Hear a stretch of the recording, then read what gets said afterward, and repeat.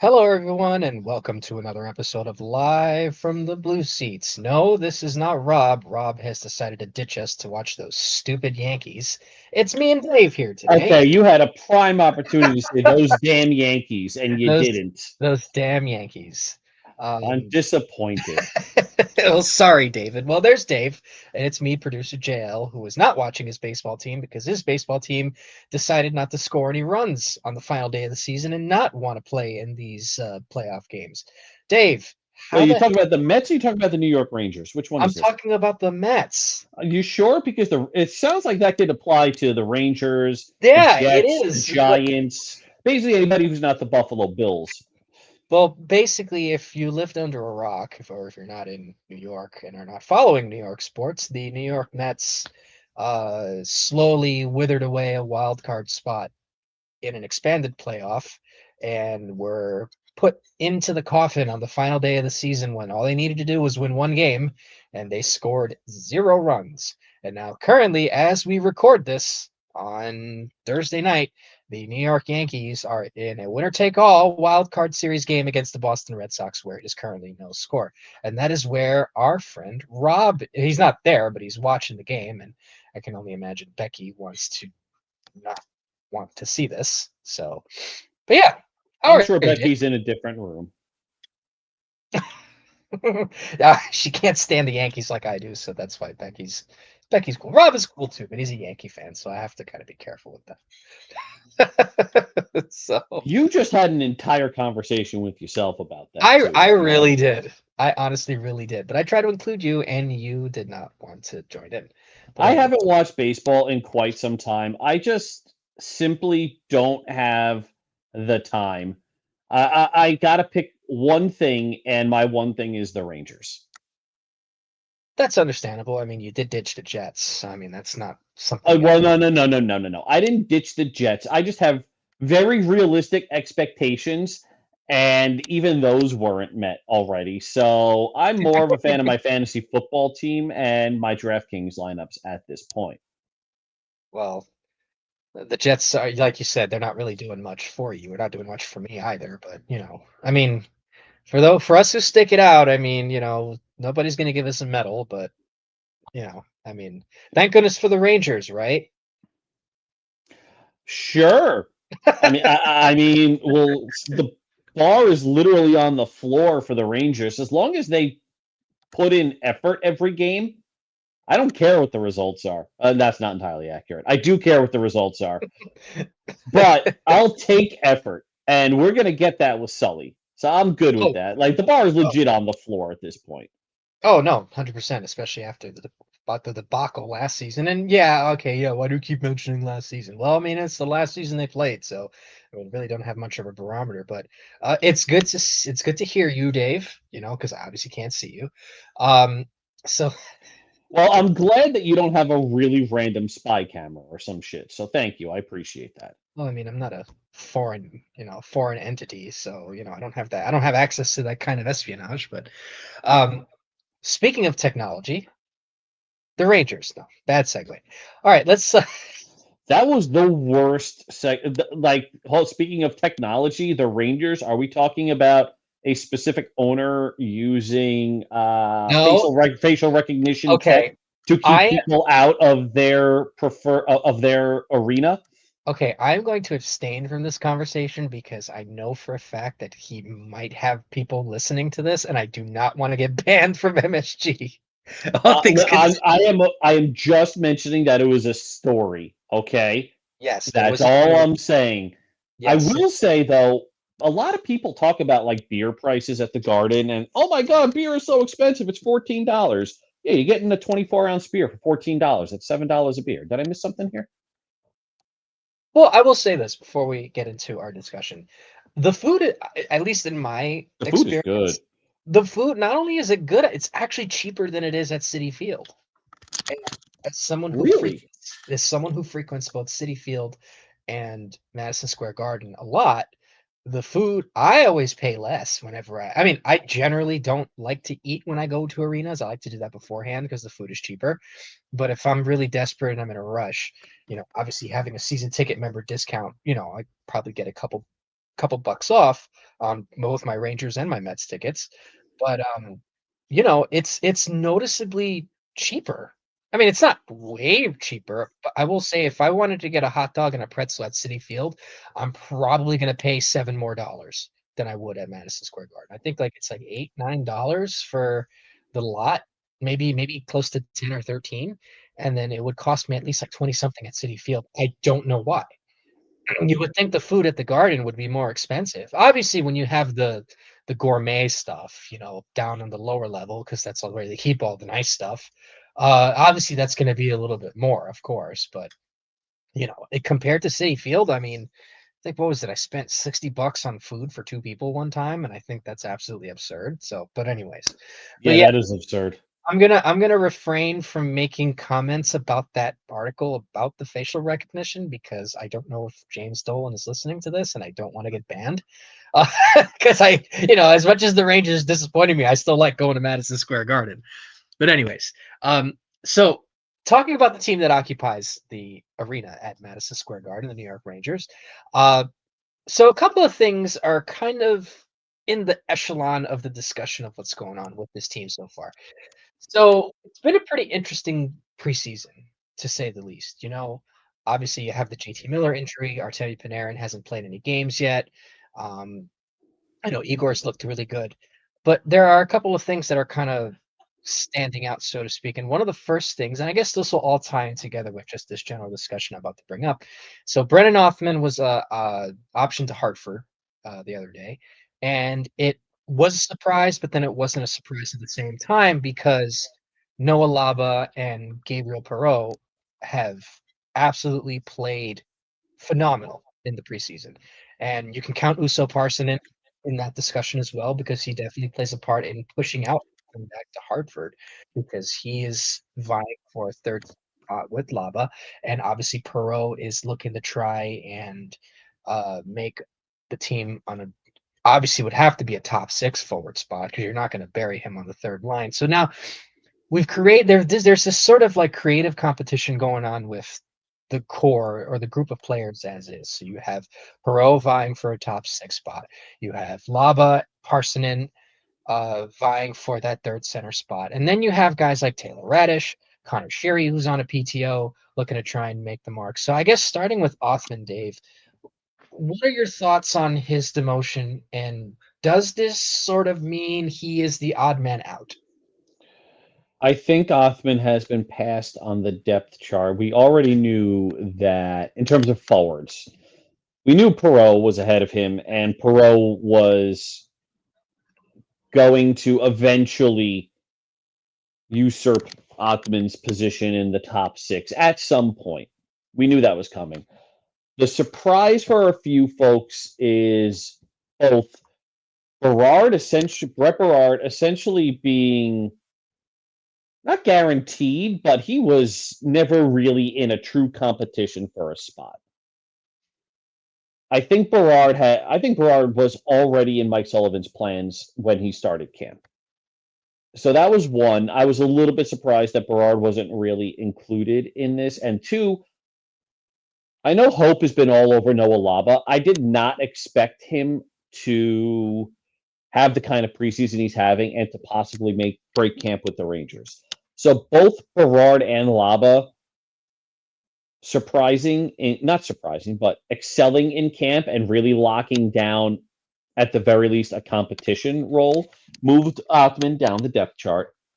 And there's too much that we've seen with Othman, and I know Connell has been very vocal that Othman really is not the greatest skater, and he's not sold on Othman at all. I'm starting to see why. I think the Rangers are going to look for a change of scenery trade with him. Or they're going to do with him like they did with Niels Lundqvist and recoup something. Maybe they can get a 2027 first rounder for him. They're not going to get a 26 first rounder for him. So what do you think it is about Othman that it's what do you think about his game so far in the NHL or at least in camp or just him being here generally? What do you think has been sort of his negatives in terms of how he's performed? Because he's supposed to be that grit in the corner tumble guy who can get you a power play goal, work hard in the corners, and kind of bully his way to the front of the net. What do you think is what do you think he's not doing? Or like just kind of give me in detail on why you think he hasn't gotten to the point where he needs to get in terms of his Rangers career. So it's tough for me to really answer that because I haven't really been able to sit and watch preseason. So everything I'm doing is highlights.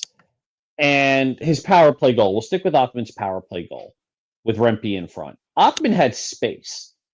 He was given time to shoot. We knew for a while that Othman was not somebody who would be able to drive a line, but with the right line mates, he'd be a fine enough passenger, finding open space and getting his shot off. He's not finding the space, and he was given opportunities to do so. And Okay. now we're at 25. He's played, hold on. I'm going to pull this up on Hockey DB just to make sure I get the number of games he's played. He's played 25 NHL games. He has 2 assists. Wow. And I now didn't we're realize it in was that low. his that's it. That's his points. He's a +2. Sorry, he's a +7. How in the world is he a +7 for starters on last year's train wreck?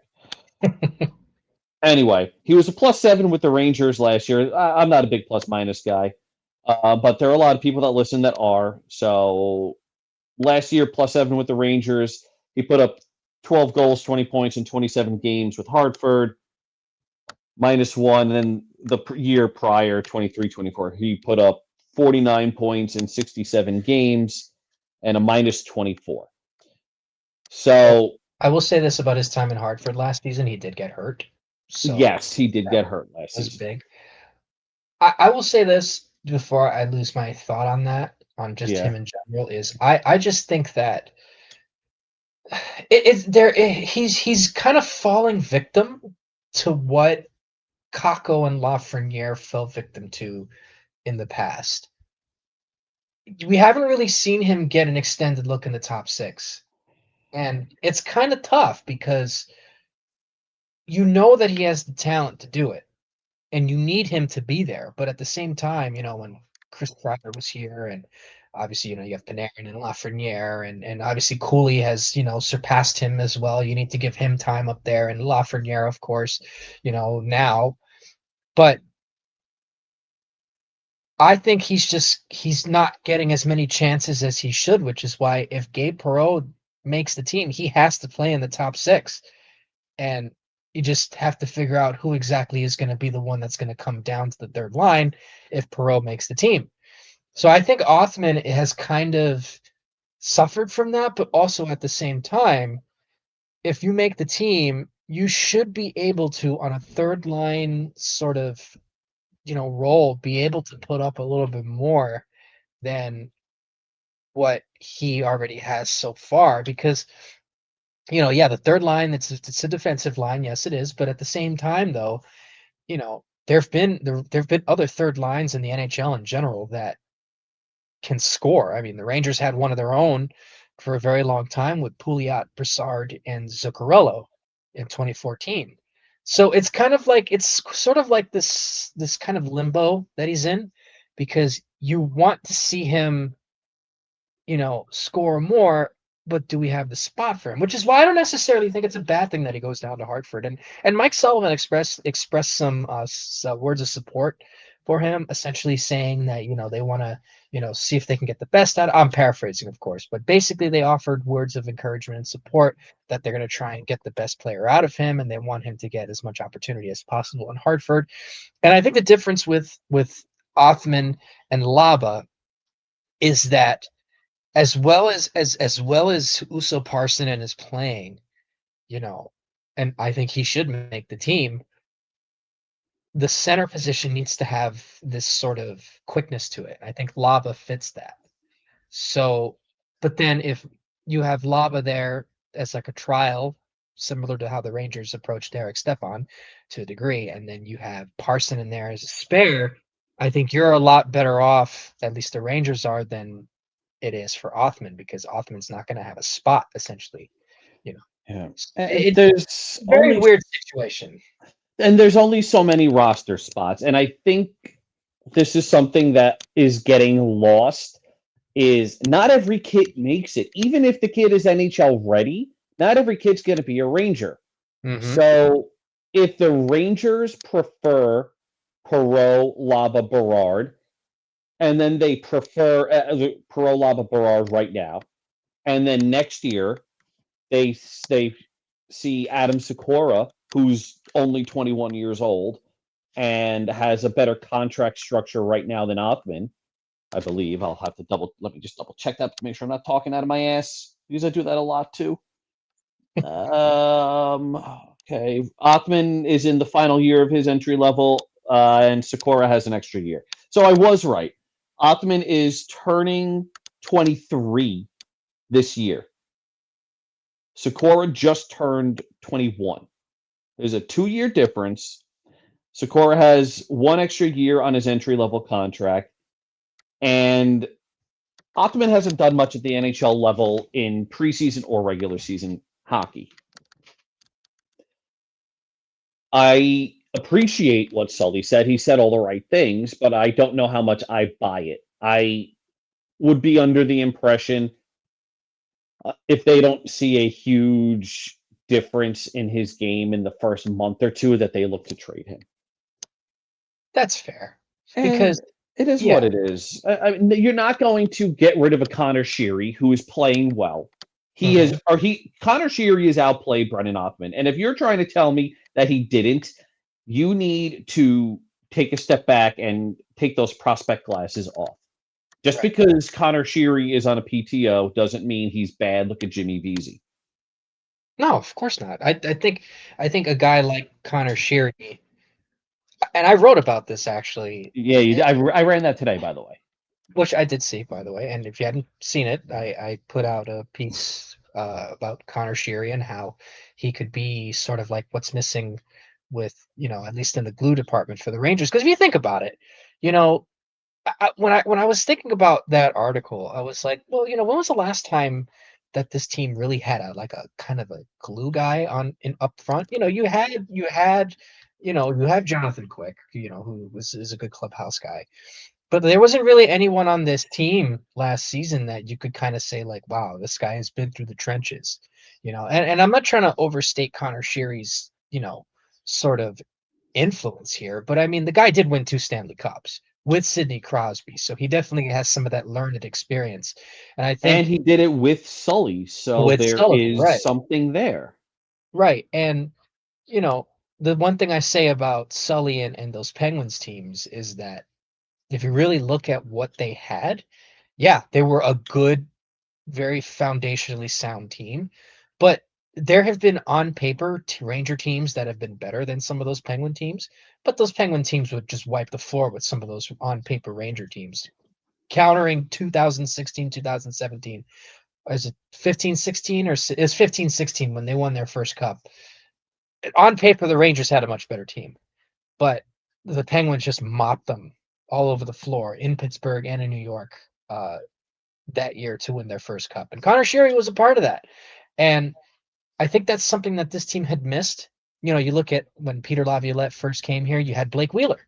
Now, granted, Blake Wheeler was, not as fast, so they couldn't do much with him, but it seemed like the team really enjoyed having his presence there. And there's that famous video after Wheeler got hurt, he was sidelined, and when I forget if it was either Panarin or when Wenberg scored the OT winner in Florida. Um, they were showing a clip from behind the glass, like of where the team was pressed up, and you can see Blake Wheeler in his suit because he had just started skating again after messing up his leg.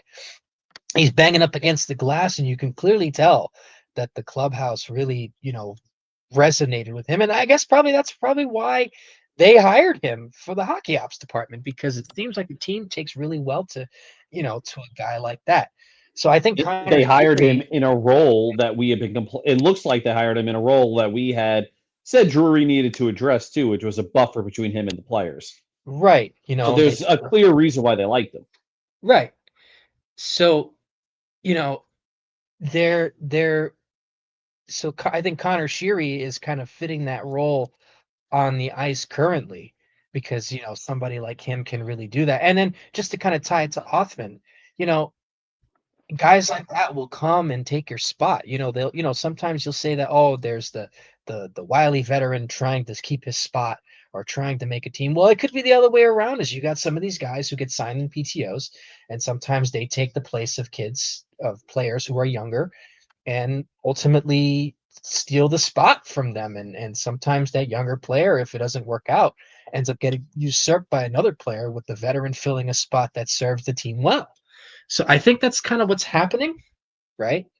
Um, Real To an quick, extent, yes. yeah. But no, it happens though. Like it's not something that doesn't happen. And I think Othman is sort of in this, at least to me, in this sort of limbo, because now you're really big. See, because the thing with Othman was Chris Drury's first, I guess I want to say solo, but that was his first draft as GM. That was his first round pick, and clearly there is something there with Othman that I think can still be useful. It's kind of similar to how we all talk about Capo Caco, and same thing with Alexi Lafreniere. Brennan Othman deserves that same courtesy, even if he is quote unquote less skilled than those two.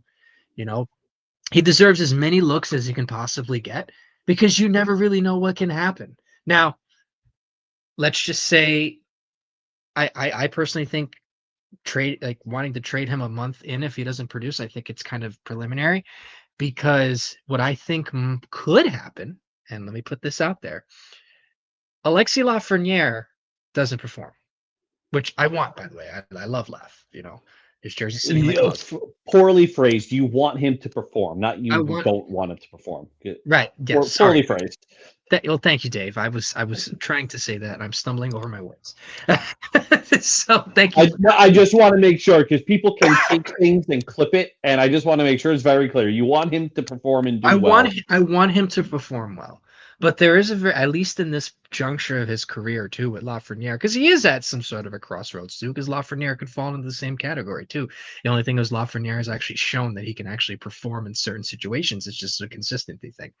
Um, but let's say there's an instance where Lafreniere really doesn't perform, and the team decides to say, you know what, maybe Brennan Othmann comes in and fills that spot. Obviously, the more logical fit would be Gabriel Perreault, but you at least have to kind of defer to Othman, because he's been here the longest in terms of some of the prospects.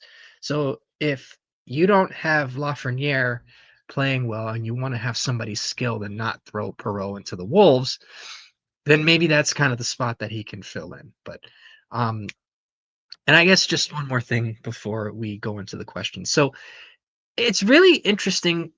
This all kind of comes together now, but I think one of the things that's sort of reinforced this whole competition with Laba and Berard and Othman and even Perot to a degree is the fact that the fourth line seems to already be decided. Um, so Matt Rempe has played very well in preseason. He's looked very competent. Adam Edstrom has looked phenomenal. Those two are definitely going to be here. And actually, Rempe kind of plays a part in this as well, because if Rempe wasn't exactly lighting it up, and he was still, I mean, he obviously is expendable, but Sully seems to speak very highly of him. And it seems like he's going to get a lot more playing time as a fourth line winger than he was in the last previous campaigns. So obviously, so that's basically two spots. And then you have, uh, Sam Carrick. Your thoughts on the fourth line in general, and also how much of this is really kind of weighing on these decisions for the young forwards, because then you also have Taylor Radish, who more than likely will probably come in and flip around with Rempe for a little bit in terms of that other fourth line spot. So this is going to be an incomplete answer, and I'm sticking to my statement that I don't know what the fourth line's role is going to be, and it's been very difficult to try to figure it out because the third line does appear to be set as well with Parsonen, Sheary, and Radish. Like that appears to be pretty set, at least for now. And that's a shutdown line, which means the fourth line, I guess, is an energy line, even though they did pretty well as a shutdown line as well. So, with that said, I have to be very clear. Sheary, Parsonen, Radish, the stopgap vegetable line. Parsnip and radish. I don't know what Sheary can be in terms of vegetables. Somebody said the shears to cut the vegetables. Somebody said celery, which I thought was good. So we'll go with celery, actually. By the way, Celery, parsnip, and radish. just so you know, we had a very extensive conversation about this in the group chat, by the way. Like Yes, we did. this is actually something we actually discussed. But anyways. So celery, parsnip, and radish are are temporary players. They are stopgap players. And I'm saying that because I saw a clip that I wouldn't even know where it came from. It was another podcast that was not losing their minds, but very passionate about Connor Sheary taking away a spot from a kid. And I don't think it could be any further from the truth. I don't think any of Sheary, Parsonen, or Radish take a spot away from a Perreault or a Laba. I think they were insurance in case somebody was not ready, and in this case, Brennan Othmann was not ready. There's nothing wrong with letting Laba, Perreault, and Othmann to a lesser extent, because I think he gets traded, but Laba and Perreault, nothing wrong with letting them cook in the AHL for a couple of months. Oh, Ryan 100%. McDonough cooked for a couple of months. Will Cooley spent a full year in the AHL. You know, Lava has spent 0 games in the AHL.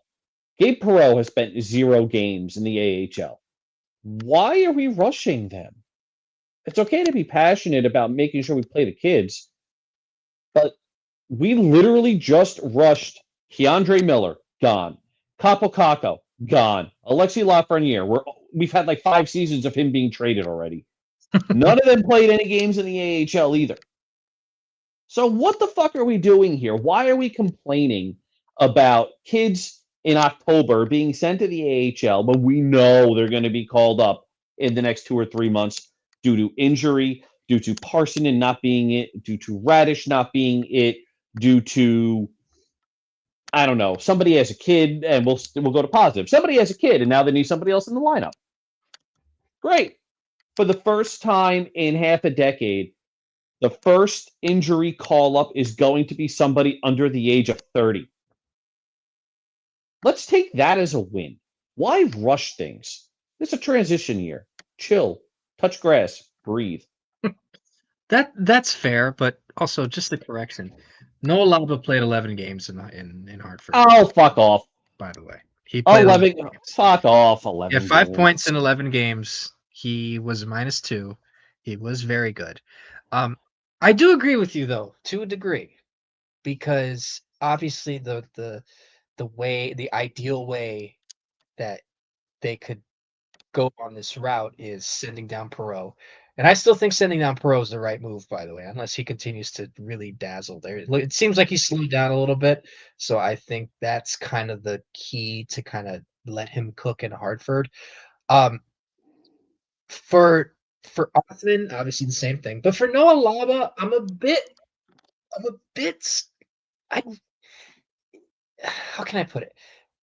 Someone made this Derek Stepan comparison online, and the more that I think about it, the more that I see it. Obviously, Laba's a way better skater than Stepan. That's no diss to Step, of course, even though we know a couple of people that never liked Derek Stepan.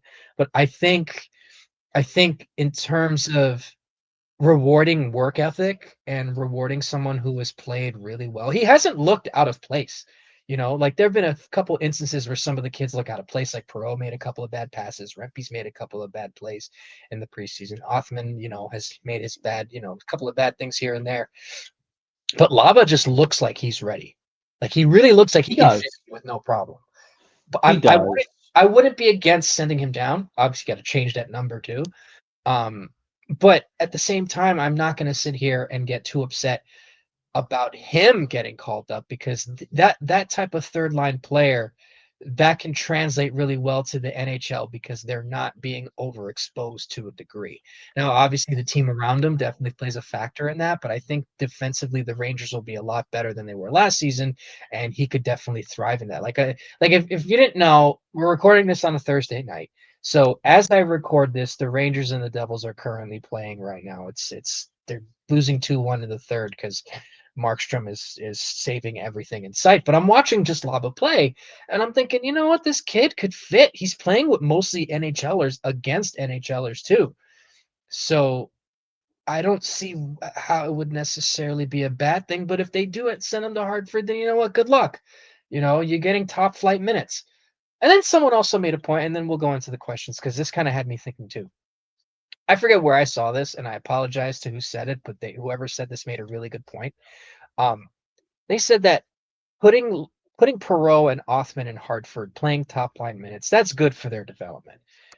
But sending Laba down and having him play third center in Hartford won't do him any good because he could just do that here with the spot being open. He'd learn more as the third line center for this team, and it would Hold actually on, be but why would he be playing third line center in Hartford?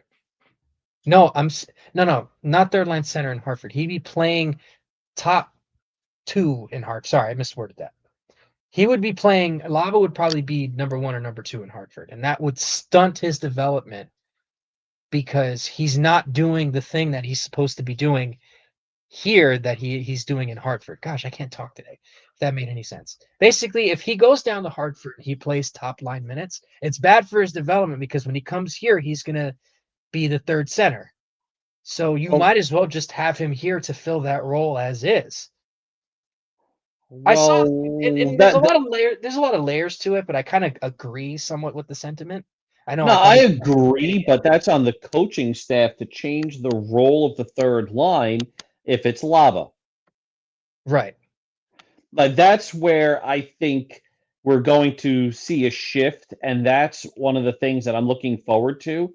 Is so last week Rob brought up a good point that in Pittsburgh, those Cup-winning teams, they had two not shutdown lines, but two more defensive lines and two very clear offensive lines. They were low event, they played structurally sound hockey, and they basically won through defense and loading up on their top six and a good power play. Mm-hmm. So that was 10 years ago. It's 2025, 2026. Hockey has changed in those 10 years. Sully is a top three coach in the NHL, and he knows that once that third line shifts from Sheary, Celery, Parsnip, and Radish Gosh, to first it was let's Carson Saucy, now it's this vegetable line. it's still Carson Saucy. To say Berard, Laba, I don't know, find another third liner. Once it's Laba as center on that third line, that's a scoring line. That is a sheltered offensive zone start line that you are looking at to produce and score goals. Then your fourth line becomes your shutdown line. That's the only natural progression here, unless Vincent Trocheck shifts down the lineup and becomes the shutdown center, and Lava becomes your second line center. That's a good Those are point. the only two paths here. Either Sully changes his approach, or Laba's the second line center, which I can actually see happening. I see that as a more likely scenario than the third line shifting roles because now you got Laba on the second line playing with Panarin and Lafreniere. I mean, that wouldn't be a bad thing. I mean, No, that's good because now you got a kid who's been through it, one of the best wingers in the game as a seasoned veteran, and you got Lava. but then I guess what I guess the comment is after that is does Noah Laba really change that? Because I feel, and just from what I've seen, I feel that even with Noah Laba as a third center, they could still be this sort of energy line. And it seems like he's very defensively adept at, you know, at center, and he's quick. So I think he could probably do a little bit of both. So I think when you talk about defined roles, you could probably have that line with Lava as sort of that energy line, because then you could pop a Berard next to him, and then you can put, either a Parsonen or, down the line a Othmann, and that can be your energy line. Or maybe if this season you have Berard, Laba, and Connor Sheary, I think that's a great line, because Laba, it seems to me like they're trying to make Laba the third center. And this is no disrespect to Huso Parsonen. I still think that he's going to make the team in some capacity, but Oh, Noah Laba, he's going to make the team. It's just a you matter know, of how long he's with the team. right. So I see where you're coming from, but I don't necessarily think that they would change it too much, because I still think that third line can be I think it could be like a mix of both. They could be an energy line, they could be a shutdown line at the same time, if that makes any sense. Yeah, Because yeah. Maybe I'm stuck on what I think a shutdown line is versus like an Anthony Cirelli. yeah, and I think they could get that with the fourth line too. It's kind of like, I feel like you could turn both of those into hybrid energy slash shutdown, because I'm gonna say Connor Carrick. Sam Carrick is a really good defensive center. I think Yes, he is, and Adam Edstrom he is very good too. right, and Rempe has gotten a lot better. So I think that with those two lines really, and they can give a lot of energy too. Rempe throwing his hits, Edstrom with his size, Carrick, who, I'll say this about Sam Carrick, and then we'll get into questions.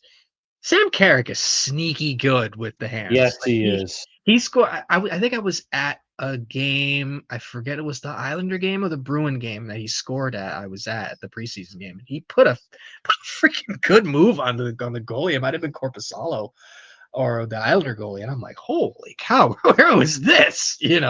So, but anyways, so tell us what you really feel about that.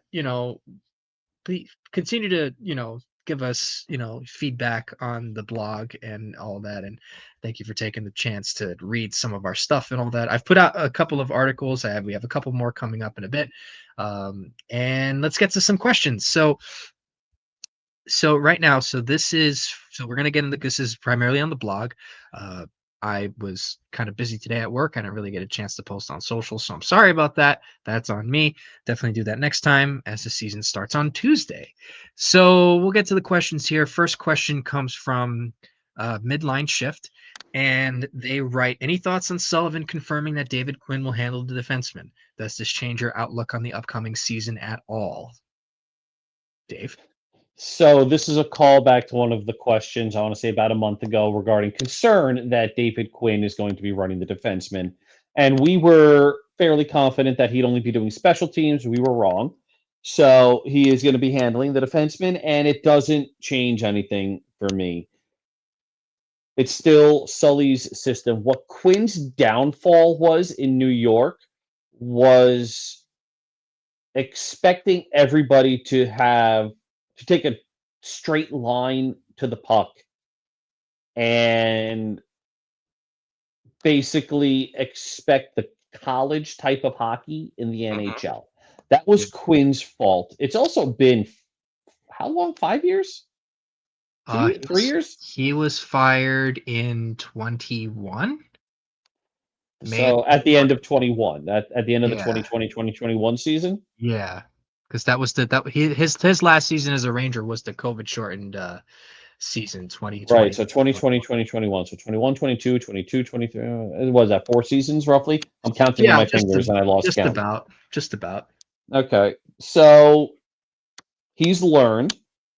He did not do well as the coach in San Jose, I believe. He did not. And then, Similar issues that he had here was going on in San Jose. yep, he's just not an NHL head coach, which is fine. And there's a reason why Mike Sullivan brought him along from Pittsburgh. He liked the way Quinn managed the defense there. I don't think it was actually, if he's doing the defenseman here, that means he's doing the defenseman in Pittsburgh. The problem in Pittsburgh was goaltending, not defense. Well, it was The a mix. defense wasn't great, Their but goaltending wasn't great either.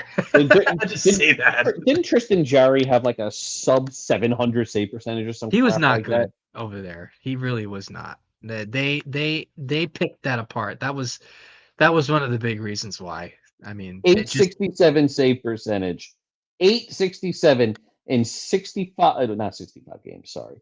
Oh, you stupid ad blocker bullshit. A 371 goals against, 867 save percentage. Nobody is winning and looking good with that goaltending. right. So, And then the defense and, is and also his, just pretty suspect too. the And that was defense more personnel wasn't. than anything. Yeah, I mean they had two defensemen who were playing on one leg basically. We went through this. They didn't have a Yeah. good defense group, and they were still a top 10 team in puck possession. Mm-hmm. I mean, Sidney Crosby and Evgeny Malkin definitely help with that, but Well, you got Artemi Panarin and JT Miller, and Nikita that's what I'm thinking Zibanejad, and of. Alexei Right. Lafreniere, and Vincent Trocheck, and who else am I missing? And Adam Fox. There you go. How did I forget Adam Fox? Anyway, I'm not concerned. It is not something that to me changes anything because I don't think David Quinn in his entire coaching career has ever had a blue line with this many A questions, but Right. also there's some good talent on this blue line. Oh yeah, 100%. Oh yeah. So we'll see. I don't have any concerns. It's system based, it's personnel based, and Yeah. Igor is going to be a lot better than Tristan Jarry. Again, bars on the floor on that one. Yeah. No, exactly. And this is the chance for me to correct what I had said on the podcast before, where this is obviously before, they announced it. I wrongly assumed that David Quinn would take kind of special teams in the forwards because of Joe Sacco and him being the defensive coach for the Bruins last season. Um, so I initially thought that because of that Sacco would get those defensive reps, and you know, the Quinn would deal more with the forwards and the power play, which I think he is still doing the power play, but he really, I don't see any change in my thoughts because again, like you said, this is Sullivan's team, this is Sullivan's system. He is going to be the one that's going to determine it. And like you said, Quinn is not an NHL head coach, but these guys, they still make decent assistant coaches. There's a reason why these guys last so long in the league because they're not head coach material, but they can be good assistant coaches because they can't exert their influence on a team. They can just be good with, strategy and, X's and O's and all that. And I think David Quinn is very good at that. People don't really want to admit that, but David Quinn is a very strategically sound coach. You know, I mean, the Rangers power play was phenomenal. The Rangers defense was, halfway decent when he had decent personnel here. So I think that would be, it's not going to change anything. It really isn't. I'm not worried about David Quinn because again, Sully is Sully. He is the guy. So yeah, I'm not really, too worried about that. So, um, all right. So this next question, um, okay, so this is more of a comment, and I guess we can touch on this because Ranger Fans 62 says, if, and that is a big if, a couple kids make opening night, put them in positions to succeed. Don't bury the skill kid on a third or fourth line and say you're checking line. If you put them on the roster, don't bury them in the press box. Fair. And then someone followed up. This is Richter 1994, and they followed up by saying, "Why do we have a dumb organization?" in italics, by the way. So I guess just your thoughts on that, Dave. I mean, I guess that's kind of an obvious point there, but just your thoughts. Why do we have a dumb organization? First off, I'm going to tackle that one. That's I like that question. Yeah. Every organization is dumb. Every single one is dumb. Every single organization has made some really dumb moves.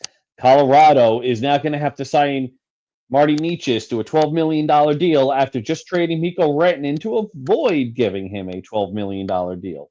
And you're getting less on that too. Yep. Tampa Bay gave up an entire draft for who the hell was that? Tanner Janot. Tanner Jeannot, yeah. Janot, whatever the hell his last Jeannot. name is. Thank you. Pretty safe. You're much better at the names than I am. They Well, gave yeah, up their entire draft for him. well, I can pronounce that a lot better than Chemlash. Fair enough. Although it is Yom Kippur, so the hush at the end, he might be a member of the tribe. That sure. I can't confirm nor deny that, but sure. Where was I? Talking about every dumb organization makes dumb moves. Steve Yzerman can't seem to get it right in Detroit.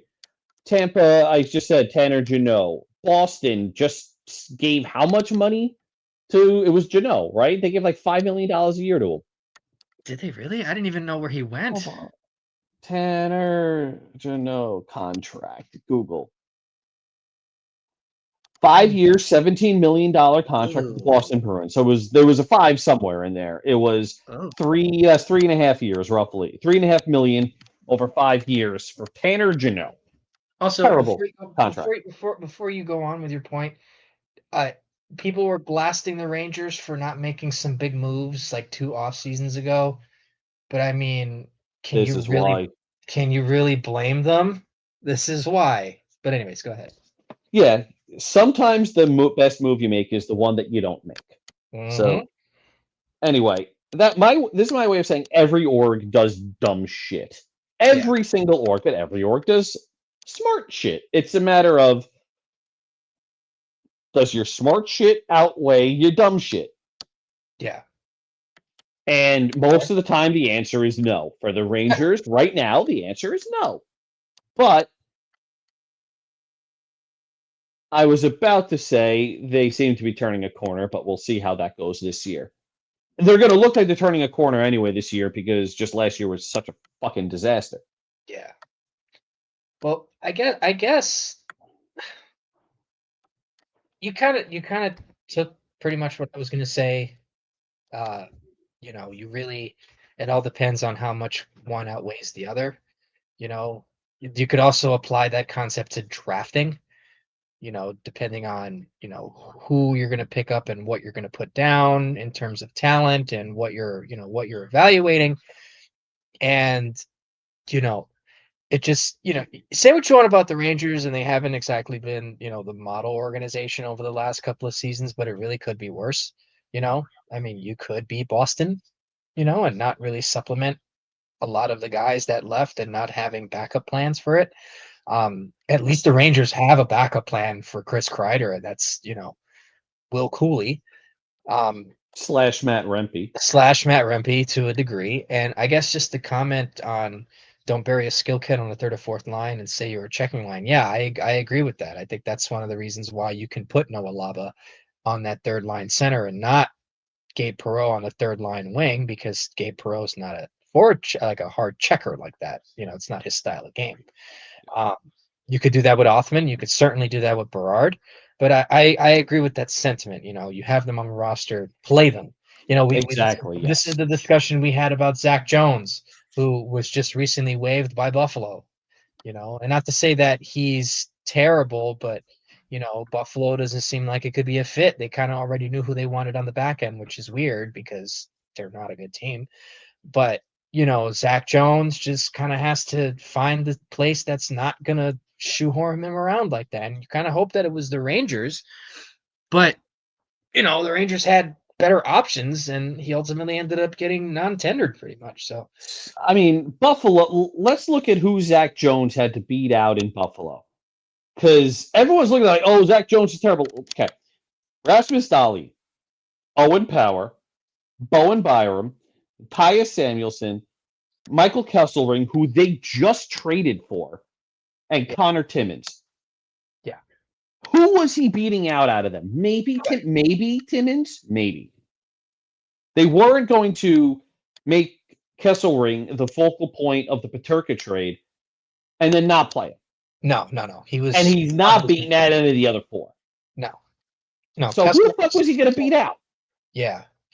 And it sucks because we know Zach Jones is a good defenseman. I mean, he has his flaws, of course, but you put him in the right spot, he could be a decent NHLer. We've seen it, So it's just, Buffalo already knew who they were going to put out there, and it wouldn't have been fair for a guy like Jones to just kind of sit around and do the same thing he did in on the Rangers, like he did.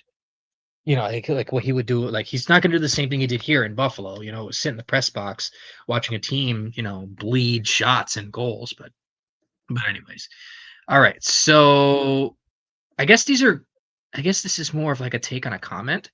So Captain Jack replied and said, "This team and the Mike Sullivan era needs to start on the right foot. They need to set the tone that guys coming in and busting their butts who deserve, in bold, the spot should get it. Reward these guys for putting in the hard work in the offseason. With that said, there are 15, 16 forwards fighting for 14 spots. Connor Sheary has been a buzzsaw out there. Brodzinski has been the best version of himself this preseason, very noticeable. Laba, I don't even know how to say how good he's been. They all have been better than Radish. For me, that's who doesn't make this team. Set the tone. Hard work will be rewarded. What are your thoughts?" I mean, what's the phrase? What was it? 50 cents a dollar in one hand, 4 quarters in another. What is that phrase? I know what you're talking about. I can't quote it to you right now. Yeah, I'm drawing a blank on that phrase, but Radish and Sheary are essentially that. They're two sides of the same coin. Sheary beat out Radish, in my opinion. Like I said at the beginning of this podcast, none of that vegetable line is going to hold a kid out of the lineup if they've earned it. Mm-hmm. If Laba's earning it, then now we go back to a prior conversation we had about where is he playing? Is he going to be a shutdown line center? Or is he going to maybe take the 2C role from Trocheck? Or maybe they have the opportunity to let him play in a scoring role while JT Miller gets a little bit extra time. He's Miller's hurt. No need to rush him back. Let Laba play for a little bit longer. See what he can do in NHL games before you bring Miller back, Mm-hmm. and we'll figure it out from there. Ditto, Perreault and Panarin was a late scratch tonight. Why rush these guys back? Let's see what Laba and Perreault can do. What do we have to lose? I'm with you on that. So I mean, I understand what Captain Jack is saying here, but again, I don't see a world where any of the vegetable line holds back a Laba or a Perreault or a Barrage. No, I don't think so. No. I would love to see a new kid line and put those three together. Well, I would love to see that. I feel like we've all been chasing that high since. That I will say this: that is such a shame that never really was consistent enough to work out as well as we wanted it to. Yeah, I know. Because I don't know if it was. I don't know. Well, it's hard to tell whether that's a system thing or if that was them kind of falling under their own pressure. But I'm glad we got to see a little bit of that sort of excel in the playoffs, because I'll tell you that one shift, as everybody knows what I'm talking about, was probably the apex of what those three could have done together. And I think honestly, if the Rangers were in a different situation, I think that's just one of those things where you just let them play and let them figure it out, which I still don't know why they didn't let them do that. To a degree they did, but Laviolette wanted to try things out, and ultimately it kind of worked out that they weren't together. It's a very odd thing. I still think about that every so often and how that could have really been something for the future, because then if they hadn't traded Heedle and he had remained healthy, which the trade did have to that trade did have to happen, by the way. Um, but it would have been interesting to see how that would have worked out if they had been able to graduate and that would have become like our either first or second line to kind of really take over. Because I mean, they have all the talent in the world. I just don't know how that they could never finish. But anyways, that's another point. But I guess my thoughts on that is while Radish is definitely not getting cut. You know, I don't want to just say it's purely on contract, but you don't sign a guy like that to a 2-year deal without getting the most out of him for the first year. Maybe, if something happens where he's just not producing and you move him, fine. But I think they're really going to give him an extended look on wing.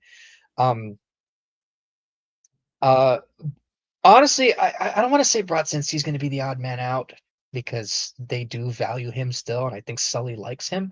But I think what'll end up happening is Rempe and Parsonen will be the ones that kind of rotate in and out, so to speak, because I feel like what they'll do is they'll tailor Rempe to certain teams like they did last season, but he'll play a little bit more. But I really think they're going to try and get as much out of Radish as they can. So. Um, and then I think this is more of a compliment than anything, but this is also a comment to that question. This is from KickSave, and they go, "My guess is Laba and Perreault to Hartford. Fair. Brodzinski also. Don't think so. Berard is 13th. No, he's going to play a lot. Rotating in a fair amount on the third line for Sheary and Radish. Not what I'd want, but it's my guess starting on Tuesday." And then he goes, "Sorry, I didn't submit a question, but how about a compliment? Excellent work, Dave and staff." Thank you, Kick Save. And So yeah. I agree with Laba and Perot to Hartford. I don't agree with Brodzinski. I think he stays. I think Berard and Parsonen are the mainstays on the third line to start the season with Sheary and Radish rotating. Close enough. Mhm. And eventually we'll see Parsonen out for Laba. And then we're looking at what? Berard, Laba, probably Sheary, because Radish just, from what I'm seeing in highlights and from what everybody's saying in our group chat, Radish just doesn't seem to have it. I don't know. He just doesn't seem to have it. So I And think the contract's Sheary winds movable. up eventually holding that spot, and Radish winds up being the odd man out. And maybe Radish winds up rotating with Rempe on the fourth line. Yeah, I think that's the more likely scenario considering Connor Sheary has really sort of made his Yes. mark. And, obviously that's why you sign these guys to PTOs and you sign a bunch of guys around because, you can kind of get this type of production. It's kind of like finding diamond in the rough. And I think Connor Sheary definitely has him beat on that. And I am curious to see how that turns out for the rest of the regular season. But those are our questions. Thank you to everyone who submitted either a comment or a question. We appreciate you. We appreciate you, posting on the blog, giving us your thoughts and insights, as well as engaging with us on social media. We thank you for that. Now, I guess one more thing before we go. I think, Yeah. Dave, something that you wanted to bring up in terms of just an idea or something you're going to float out. Go ahead.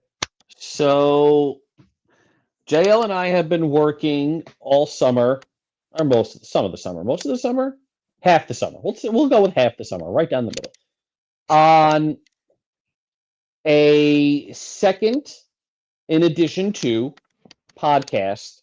So we'll have live from the Blue Seats with myself, JL, Rob, Becky, maybe every now and then. Maybe we'll get Nick on every now and then. And the 30 on Broadway guys, we love working with them.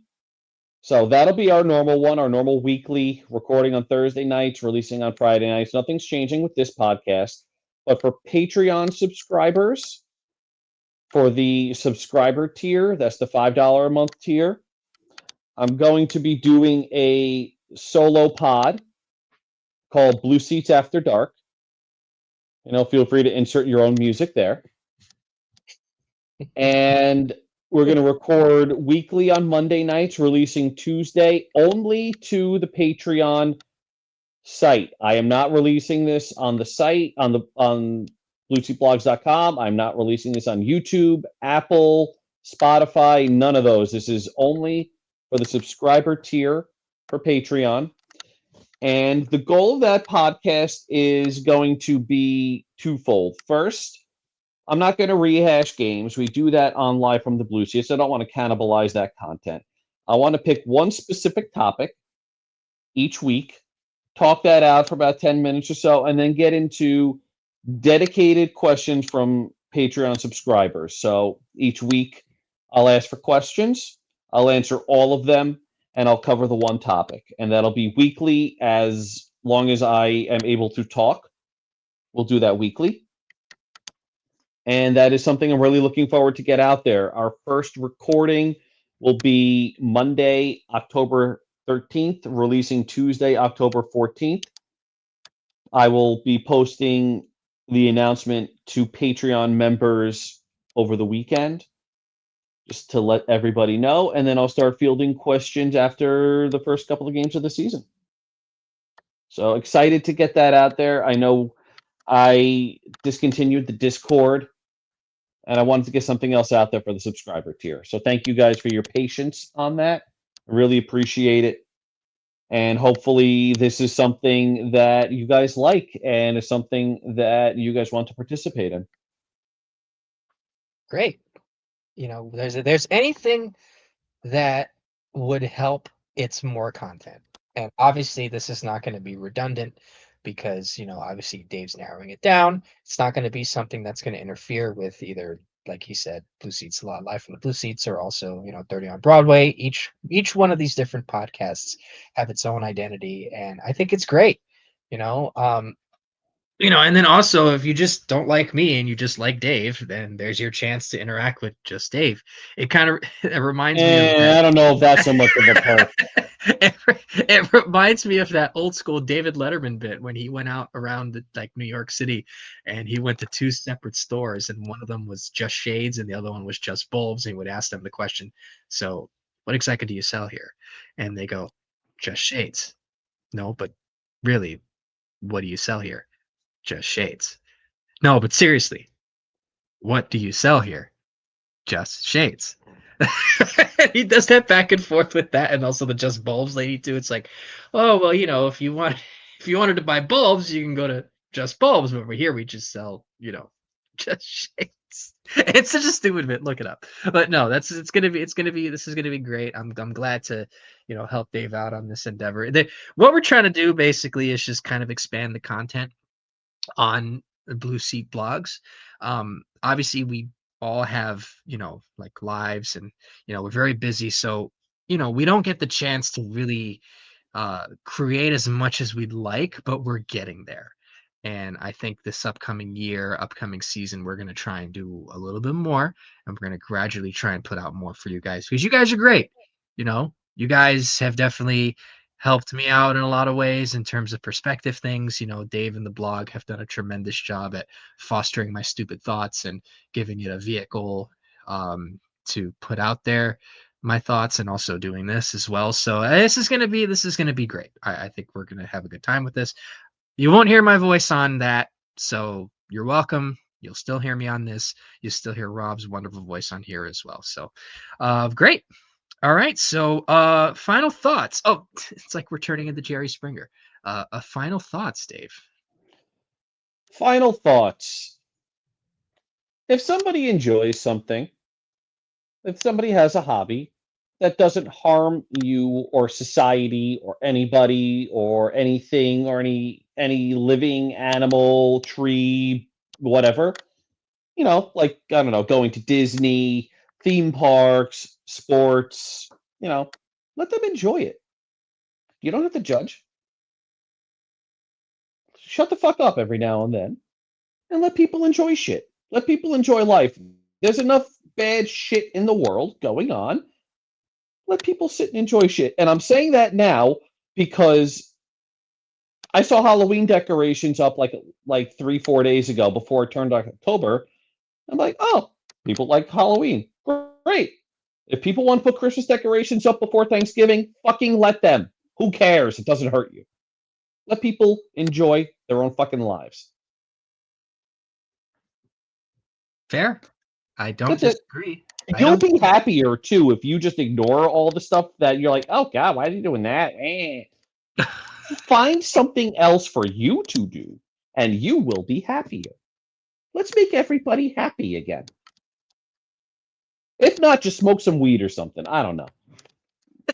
Oh, that's obviously the definition of touching grass. So that would actually be the definition of smoking grass. Yeah, we get it. I wasn't trying to be so literal with that, Dave, but thank you. Oh, you're talking to a very literal guy. I guess if I had a final thought is, and I'll probably repeat this sentiment as the season goes. Enjoy the ride, guys. You know, we like to get worked up, and obviously rightly so. We get worked up about the team. We root for the team, we follow the team, we live and breathe this team. But even in the bad times, enjoy it. We went through a whole Mets season where it ultimately became a disaster at the end of the day. Yeah, But you did. yeah, but I enjoyed parts of it. Granted, I'm a season ticket member. I go to about 20 games a year. I enjoyed my time out there. Even if a team is doing bad, obviously this is your prerogative, but even if your team is not doing as well as they should, if you're going to games or watching it on TV, enjoy it while it's there to whatever you want to enjoy it to. Because you know why? There's going to be a time in the year where you're going to say, boy, am I going to miss that. And that is how I felt in the summer when hockey wasn't around. And that's how I feel now. I'm watching these stupid playoffs without the Mets. I miss Mets baseball already. It hasn't been a week. So enjoy it. Sports is fun, even if they're bad, because the discourse itself is also fun if you're not being an idiot. So if it's there, enjoy it. That is one hell of a qualifier. Yeah, well, it's fun if you're not being an idiot. That's a hell of a qualifier. Yeah, well, I'm giving the listener base the benefit of the doubt of not being complete idiots, because the people that listen to this podcast are not stupid. So I am giving. No, we are definitely the jesters of this. Yes, we are. Am I an idiot? Yes. Are you an idiot? Maybe. Absolutely. Is Rob an idiot? No, because he has a Rob's the smartest of the three. Rob is the smart one here, and yeah, he makes sure of that. So, all right. So I think that's pretty much it. Thank you, Dave, again, for another week of just talking.